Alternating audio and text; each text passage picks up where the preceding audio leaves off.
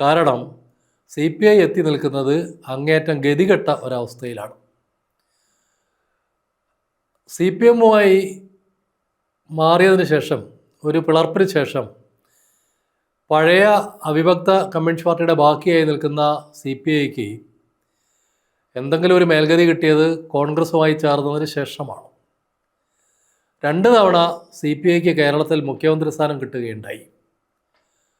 C. അച്യുതമേനോനും PK Vasudevan നായരും CPIയുടെ മുഖ്യമന്ത്രിമാരായി കേരളത്തിൽ പ്രവർത്തിച്ചു.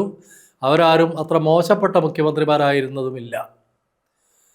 കേരളത്തിൽ ഭൂപരിഷ്കരണം നടപ്പാക്കിയതിൽ C. അച്യുതമേനോന് പ്രധാന പങ്കാളിത്തമുണ്ട് എന്ന് CPM-കാർ അംഗീകരിക്കില്ലെങ്കിലും CPI-ക്കാരും കോൺഗ്രസ്സുകാരും ഒക്കെ സമ്മതിക്കാറുണ്ട്.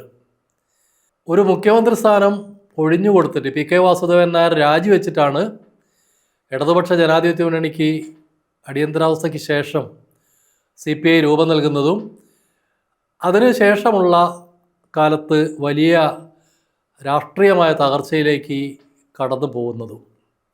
CPIയുടെ ചെലവിൽ CPM വളർന്നു എന്നതല്ലാതെ വിശേഷിച്ചെന്തെങ്കിലും മെച്ചം CPI-ക്കാർക്കുണ്ടായതായി തെളിവുകളൊന്നുമില്ല.